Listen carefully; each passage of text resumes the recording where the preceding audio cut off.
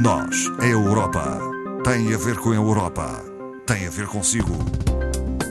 À sexta, uma reflexão sobre a atualidade europeia. Marco Teles, do Europe Direct Madeira, está connosco. Boa tarde, Marco Teles. Boa tarde, Marta. Marco Teles, vamos deixar aqui o convite, uma vez mais, para que nos contactem, se tiverem dúvidas, se quiserem colocar questões ou que abordemos um tema em particular, podem enviar um e-mail para noseuropa@rtp.pt. Cá estaremos para dar-lhe voz. Marco Teles, vamos falar da Cimeira Social do Porto. Falamos na passada semana, mas ela concluiu-se com sucesso, pelo menos nas pretensões, digamos assim. Exato, creio que é de facto o grande tema de destaque, tirando obviamente o campeonato ganho pelo Sporting e portanto toda a polémica. Sim, e com alguma razão, sim, em torno dos festejos, que realmente, pronto, isso daria pano para mangas, mas o futebol é de facto um mundo um pouco à parte. Esperemos que não haja consequências a nível de saúde pública. Que se rege por umas regras muito especiais e, portanto, onde realmente o coração sobrepõe à razão e, portanto, é difícil abordar a temática. Mas, de facto, sobre a questão da Cimeira Social do Porto, duas notas. A primeira para dizer que, de facto, em termos de organização, uma vez mais, Portugal sai muito bem na fotografia, mas não é de agora. Acho que, sim, correndo o risco às vezes de parecer que nós estamos a trabalhar em cima do joelho, de aparecer coisas às vezes de improviso, mas de facto em termos de organização as coisas foram muito bem pensadas. Foi uma cimeira especial porque, tal como dissemos na semana passada, foi realizada em condições muito difíceis devido às contingências da pandemia, mas efetivamente em termos de organização correu tudo muito bem. Aliás, houve grandes elogios mesmo por parte da Presidente da Comissão em relação à organização do evento, mas mais importante do que isso é a substância. Sim. Portanto, o facto de se ter chegado de facto a um acordo que não resulta apenas da vontade da Presidente da Comissão, do Presidente do Parlamento Europeu e do Primeiro-Ministro, que aqui exercia funções associadas à presidência do Conselho da União Europeia. Era um anfitrião. Mas numa cimeira onde também estiveram, portanto, os parceiros sociais europeus, as organizações da sociedade civil, e que daqui sai um compromisso para construirmos uma Europa que seja, de facto, mais inclusiva, mais social, recordando que a última cimeira, ou melhor, a questão do pilar que está na base, o pilar europeu dos direitos sociais, havia sido já acordado em 2017, portanto esta cimeira volta outra vez a colocar a temática dos temas sociais em cima da mesa e acho que o aspecto a destacar aqui da cimeira é que não é só conversa, não é só retórica, não é só boas intenções. Houve essa acusação, mas não é verdade, dos mais críticos. Porque efetivamente há aqui medidas concretas que resultam desta cimeira e do qual nós já tínhamos dado conta, mas acho que vale a pena reforçar, que são os 3 grandes objetivos para 2030, e este aspecto também me parece interessante, porque nós não estamos a falar de objetivos de longo prazo, para 2050 ou qualquer coisa do género. É daqui a 9 anos. É já amanhã. É já amanhã. Portanto, são objetivos ambiciosos e naturalmente difíceis de alcançar e que são estes 3. Portanto, alcançar esta meta de pelo menos 78% da população entre os 20 e os 64 anos, portanto, a população ativa, ter um emprego, portanto, aumentar a taxa de emprego, garantir que também pelo menos 60% dos adultos participem anualmente em ações de formação, uma vez aquela questão, novamente a questão da necessidade da educação para a vida, da formação para a vida, quer dizer, nós já acabou o tempo em que tirávamos um curso, uma formação e depois com aquele saber arrastávamos 40 ou 50 anos, quer dizer, da forma como a tecnologia avança, não temos de facto outro remédio do que estarmos sempre exatamente, a atualizar. Exatamente. E a terceira medida, o terceiro compromisso, que tem a ver com o número de pessoas em risco de pobreza ou exclusão social, em que há esta meta de diminuir pelo menos em 15 milhões o número de pessoas nesta situação, dos quais 5 milhões são crianças. Portanto, São objetivos ambiciosos. Desta cimeira resultou um compromisso formal e eu creio que estes princípios, e que aliás são 20 os princípios que estão definidos no Pilar Europeu dos Direitos Sociais, será muito importante para nós melhorarmos também as condições, não apenas a pensar na questão da questão do vencimento, mas pensar também noutras coisas, como por exemplo, estou-me a lembrar aqui da conciliação entre a vida profissional e a vida familiar, que é algo, eu diria que é um desafio enorme, é cada vez mais difícil de o conseguir, e é muitas das vezes difícil de o conseguir um pouco por nossa culpa, que também não definimos se calhar prioridades e não organizamos a nossa vida se calhar da forma melhor, mas por outro lado também das entidades patronais, que também às vezes não facilitam e colocam demasiada pressão sobre os trabalhadores. Aliás, já se falou também aqui, estou-me a lembrar ainda este ano de um tema muito pertinente que foi colocado no Parlamento Europeu, que tinha a ver com o direito a desligar. Sim, o tal direito das férias, em que nós podíamos desligar os telemóveis e não sermos incomodados, seja lá por quem for. Parecem coisas simples, mas de facto na prática é um problema real que existe e que é de difícil resolução. Portanto, todos se comprometeram a trabalhar nesse sentido. Sim, exatamente. Por uma Europa mais inclusiva e mais social. A pandemia teve impacto de proporções históricas para as economias europeias, nada que não tivéssemos à espera, não é verdade? Exatamente. Este vem a propósito das previsões económicas agora para a primavera de 2021. Como a Marta referia bem, a pandemia trouxe aqui um impacto tremendo na economia. Portanto, em 2020 houve uma contração de 6,1% e na zona euro chegou mesmo a atingir os 6,6%.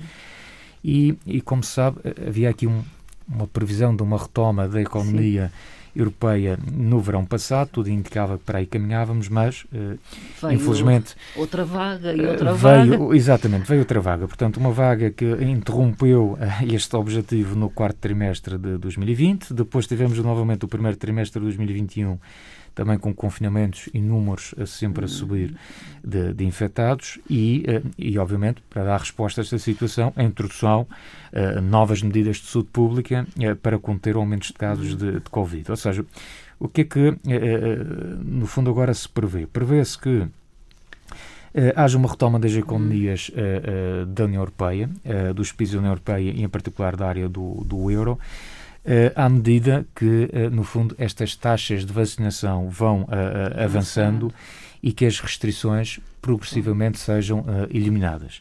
E, por outro lado, há também aqui a expectativa da questão do consumo privado poder vir a aumentar e, portanto, desta forma, naturalmente, também ajudar a economia. Que haja mais confiança e, portanto, mais consumo privado. É preciso que haja mais confiança para depois isso resultar no tal consumo. Por outro lado, há aqui um dado que me parece interessante, é que prevê-se que, efetivamente, em 2022, os investimentos públicos, em percentagem do PIB, possam atingir o nível mais elevado da década. E isto porque por trás deste disparar, digamos assim, do investimento público está, naturalmente, o mecanismo de recuperação e resiliência, os tais muitos milhões de euros da chamada ou conhecida bazuca europeia. Que os Estados esperam. Que os Estados esperam e, em alguns casos, desesperam. Portanto, estima-se para breve a chegada deste impulso, desta injeção financeira e, portanto, muito à conta disso, naturalmente, que os investimentos públicos vão disparar. Em relação à questão da economia, propriamente dita, as previsões para 2021 apontam para um crescimento de 4,2%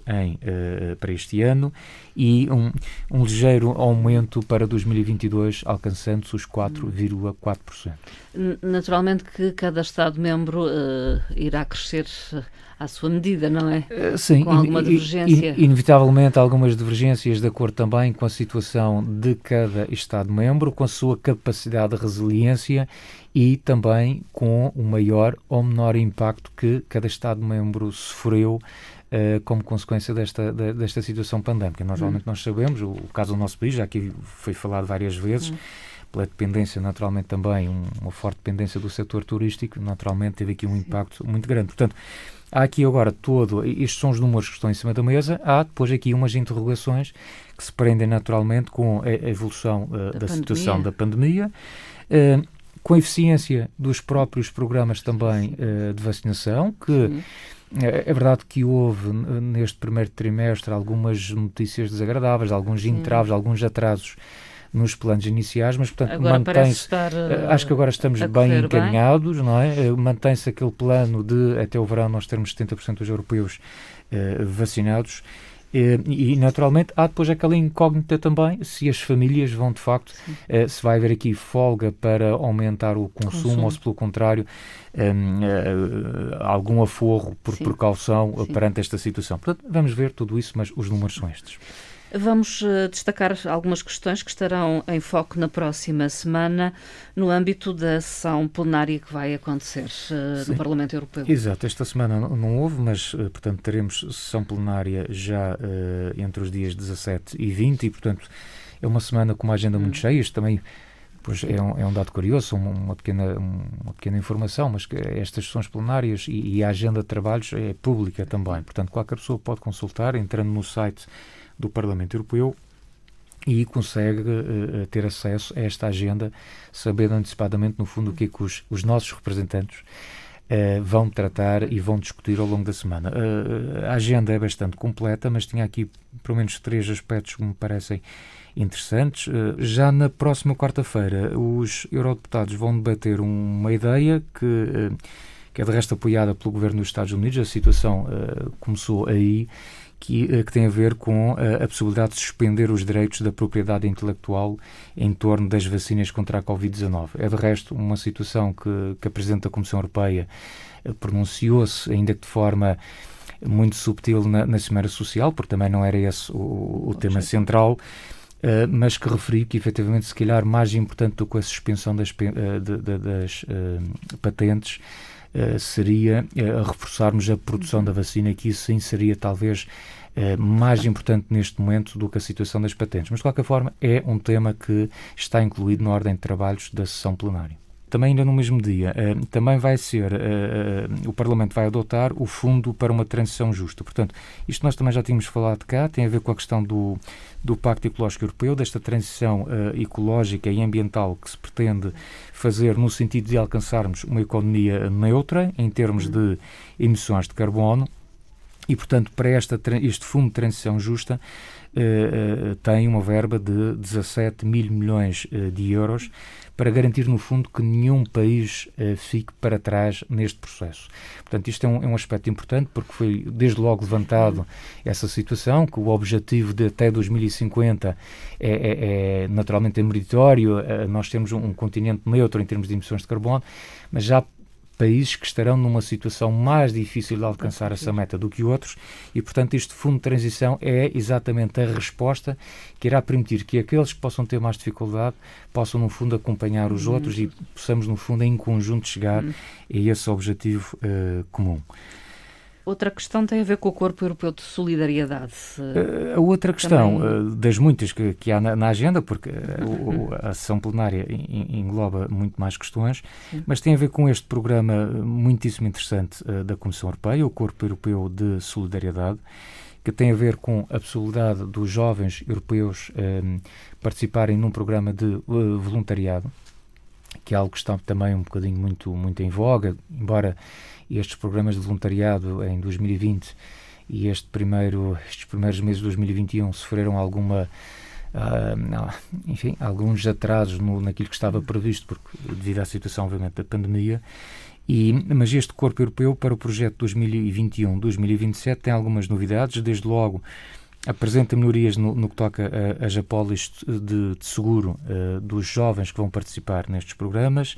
Há também novas garantias de saúde e de segurança, novas exigências para as entidades anfitriãs destes jovens voluntários e também, pela primeira vez, o Corpo Europeu de Solidariedade no fundo, deixa de pertencer à secção Juventude do programa Erasmus+, e passa a ter um orçamento próprio e, portanto, ser, digamos, como um projeto autónomo E isto, de certa forma, é a resposta à procura que tem havido jovens para este programa. Portanto, é o reconhecimento que é um projeto, eu diria que de sucesso. As competências que se adquire, a experiência que se adquire decorrente de uma participação de um programa de voluntariado é realmente muito interessante. E é curioso que, permita-me só contar esta história, ainda esta semana estava numa escola secundária, neste caso a Escola Secundária Jaime Muniz, a falar com um grupo de jovens e para mim o espanto, depois surgiu naturalmente as dúvidas sobre a questão do voluntariado e depois a situação de familiares, de jovens que tinham participado nesta situação e, portanto, às vezes pensamos que nós cá estas coisas não nos chegam, mas sim, a informação passa e há realmente já experiências muito bem-sucedidas e tive essa oportunidade de saber de 2 exemplos concretos de jovens que participaram nestes programas de voluntariado e que estavam absolutamente encantados com a experiência que estavam a ter nesta matéria. Estes são os destaques, poderiam ser outros. A sessão plenária acontecerá de 17 a 20 de maio. Exatamente, 17 a 20 de maio. É mais do que um dia. E, portanto, isto é o plano das intenções da Ordem de Trabalhos. Nós vamos ver com certeza na próxima sexta-feira. As conclusões, vamos talvez chegar aqui às conclusões desta agenda de trabalhos. Marco Teles, ficamos por aqui. Voltamos a falar na próxima semana. Com certeza, um excelente fim de semana. Bom fim de semana. Obrigado.